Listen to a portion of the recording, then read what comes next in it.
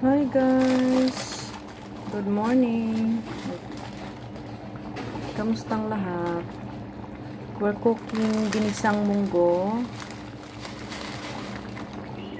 with miswa.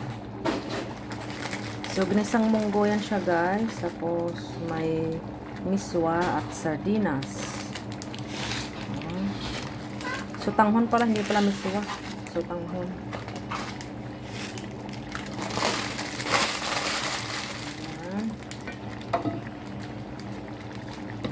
Ginisang munggo with sotanghon and sardinas.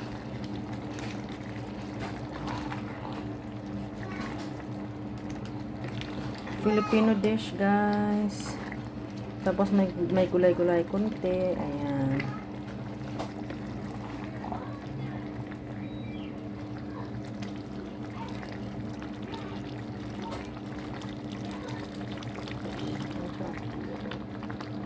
Munggo na may sotanghon. Ginisang munggo with sardinas at sotanghon. At may kunting gulay-gulay. Kunting kale. Diba? Ulam na yan. O pwede na yan siya. Kainin na ganyan lang siya. O iulam sa kanin. For sure, iulam to ng mga bata sa kanin. May leftover na kanin. For them, no? For mommy. Ito na lang kainin ni mommy.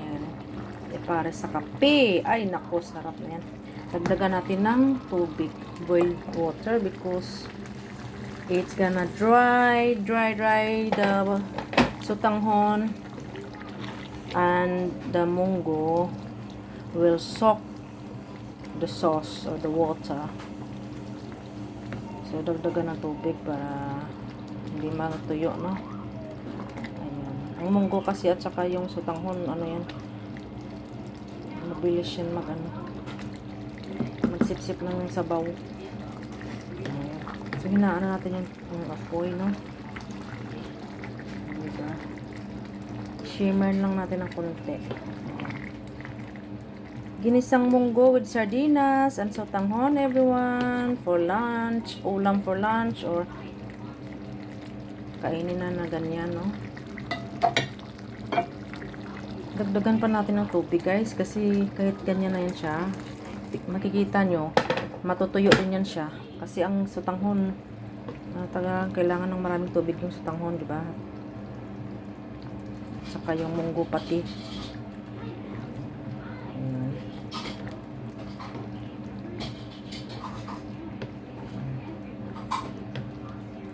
Ayan na.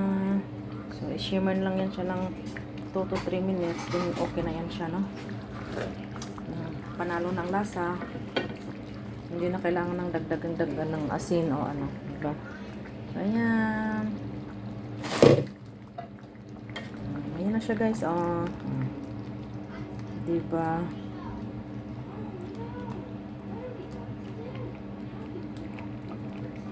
Ginisang munggo with sardinas at sotanghon. Perfect lang siyang sabaw na ganyan kasi after few minutes, maano yan siya, magsuyupin niya ng ano, munggo at ng sotanghon yung sabaw, no? So, perfect.